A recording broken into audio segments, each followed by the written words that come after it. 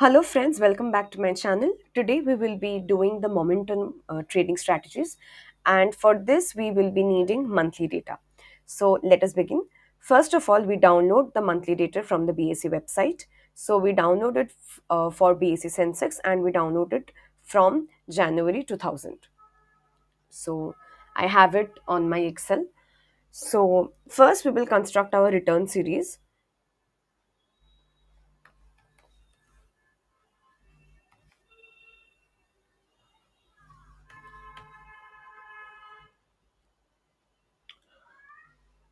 However, here we will look at the return premium that we have in the stock market, because here we will assume that there is a risk-free asset with the rate RF as its rate of return, and the rate of return is 4% per annum, which means 0.04 by 12 per year. Sorry, per month. So 0.04 is the return of the asset on a year. So per month, the return of the risk-free asset will be 0.04 divided by 12. So which is 0.0033. So let us find out what will be the return of the stock market minus the return of the risk-free asset. So equals to return of the stock market minus 0.00333. Sorry. Yes. Okay. So now I have the RI minus RF data with me. So from here, I will take the return series and the RI minus RF series onto eViews. So here we are on eViews, and in eViews we have brought the month, the return series and the RI minus RF series. Now, first of all, we will create the conditional variance. So to find the conditional variance series, we will do it from EGARCH model estimation. So it will be a simple kind of a model. We will just write return with C and no other explanatory variables.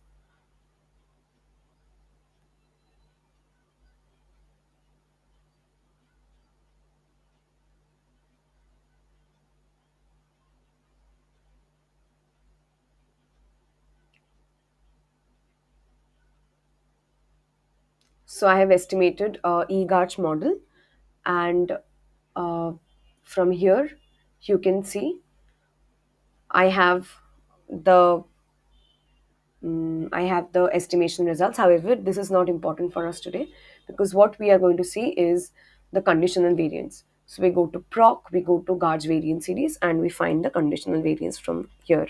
So we write CVE Garge. Okay. So here is the conditional variance series. From here, we will construct the conditional standard deviation series. So we go to quick, we go to generate series, and we write CSD equals to SQR of the conditional variance.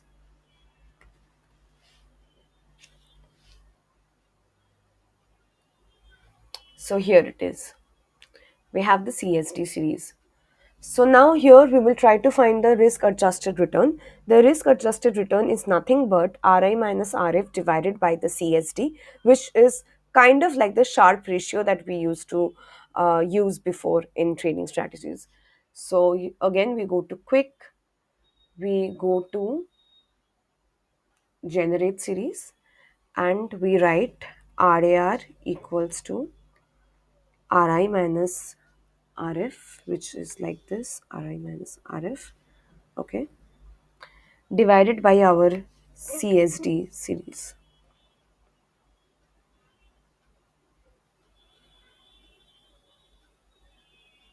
Yes, so we have the RAR series now.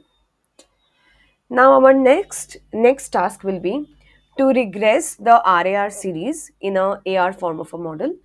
Like the model will be in AR form. So we go to quick, we go to estimate equation.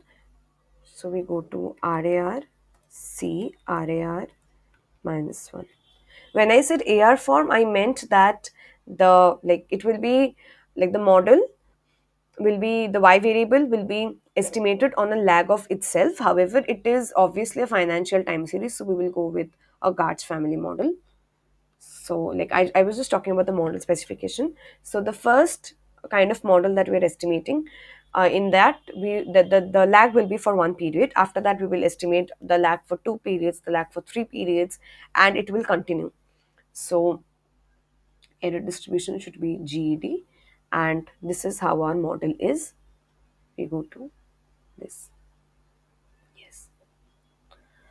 So here we have it. So our task will be to copy the Z statistic from here, because the Z statistic tells us whether or not a particular value or a particular explanatory variable is significant to our model or not.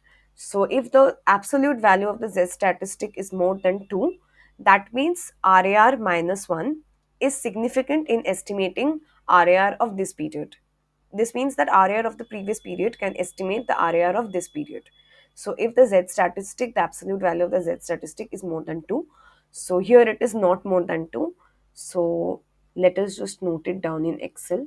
So we write RAR minus 1, and here we write the Z values. Okay. So now we will do another model.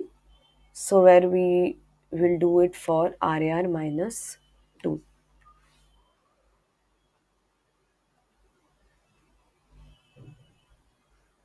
Here also the Z statistic, the absolute value of the Z statistic is not more than 2.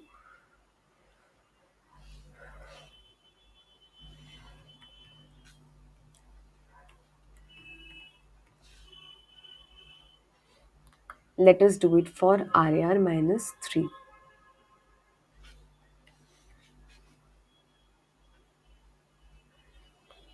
It is nearing 2.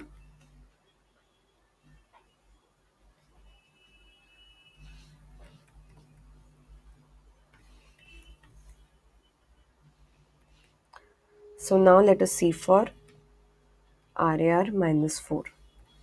Here when I am saying minus 1, minus 2, I actually mean the lag, okay, like lag by one period or two period, like that. Please do not get confused. So estimate RAR minus 4, okay. Okay, RAR minus 4 is not significant. So actually that happens sometimes, that RAR, the lagged values of the RAR is not capable of estimating or predicting the RAR of this period. So however, I have seen that when we are working like this, sometimes what happens is that, uh, suppose I'm writing RAR 1, okay, and the value is this, right, minus 0.07. So, like if I would have changed the model to students T, sometimes it ends up coming significant. So here it is not happening. It is still 0.56, which is not more than 2. The absolute value is not more than 2. So till now it is not significant. Okay. So like RAR4, what it came, I think I will just repeat RAR4 with GD. RARC, RAR4, right?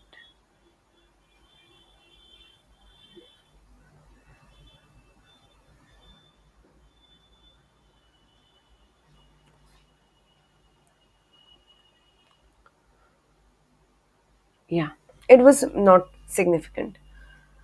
Okay. So yes, the Z values were not significant for any of the periods. So do not get do not get panicky about this, because it is possible. Okay, for most cases it doesn't come more than two. So here we have a plot, but you can see like for RAR3, like a lag of three periods, right? RAR minus 3, it is very much near to 2. So it is kind of, so like if we approximate, we can say that for a lag of 3 months, our RAR is significant. That RAR of a particular month can be estimated from the RAR of 3 months before. We can say that. So because it is very near to 2. However, if the absolute value is more than 2, then it is, then we say that yes, our model is significant. But here, since in none of the periods the z value was more than 2, we will not say that the lagged value of RAR is significant to the model. Okay. So, however, since we're talking about trading strategies here, so we will continue with our analysis and we will check how we can make trading strategies from look back period and holding period. Generally, our look back period is understood from this data. So, we see that at which lag is the is our model significant. So at which lag value of RAR is significant to the RAR of this period, whether 1 month lag is significant, whether 2 month lag is significant, or whether 3 month lag is significant. So from that we come to a conclusion that what will be our look back period. So if we see that a 3 month lag is significant, that means that RAR of the past 3 months is significant to estimate the RAR of this month. So we will look back for the asset, we will look back for 3 months, and from that we will estimate whether to buy or not. Fine. So suppose RAR is significant at a lag of 1 month. That means that only last month's RAR is capable of predicting this month's RAR. So I will look back for just one period. I will just look at past periods RAR. Suppose RAR minus 2 is significant. That means the RAR of the last 2 months can effectively predict the RAR of this month. So when I am dealing with the asset, I will look back for 2 periods. So from that we understand what will be our look back period. So however here, since none of the RAR was significant, we should like not proceed with our analysis at all. However, so that we can understand with our like we can understand what we are going to do. So we will just do the analysis and we will assume different look back periods and do our analysis on the basis of that. Okay. So, like technically, none of the look back periods came significant. However, we will just, for the sake of better understanding, we will see how we can build trading strategies with different look back and holding periods. Okay. So, let me just copy the monthly data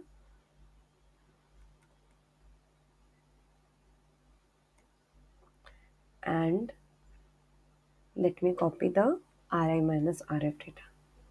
And obviously, I will paste them as values. And I need the RAR data now. So I will come here, I will go to RAR. Yes. And I will copy the data.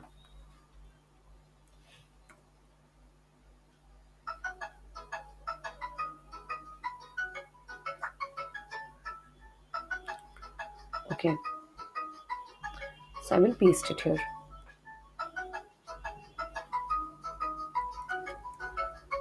So I think for January they did not yield any value. Let me just check again. Yes, 2000 month one there was no value. So here we have it.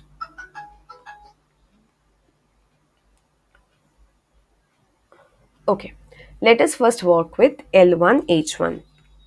That is our look back period is 1 and our holding period is 1. Then we will do L2 H1 and then we can do L2 H2 and go on. So how do I construct this series? It is very simple. So L1 H1, it means look back period is 1 and holding period is 1. So I put equal to and then I put if. So if my asset has a positive return in the last period, right? Then I'll buy it. Then I suppose buy it. Then what is my return? Then my return is, since my holding period is 1, so my return I will hold it up till next month. So my return is the return of the next month. And had my asset not been positive in February, then I would not have bought that asset, I would have sold the asset. then my return would have been minus of the return of the other month, of the next month, since I'm holding for one period.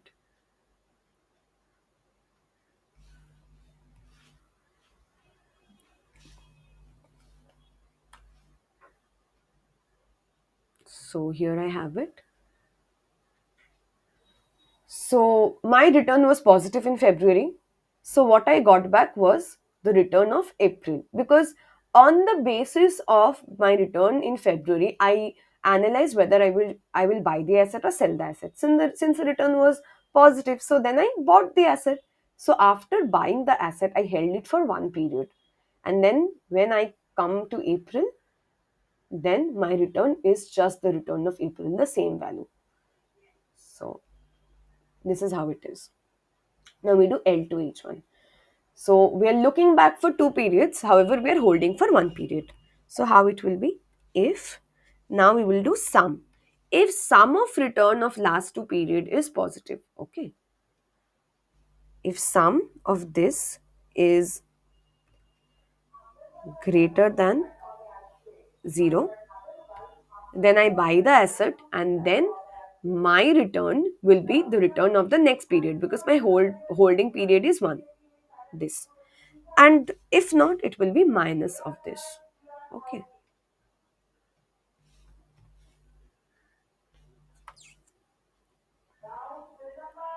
So here we have it. Now let's do L to H2. We are looking back for two periods, and we are also holding for two periods. So equals to, if sum of last two periods, right?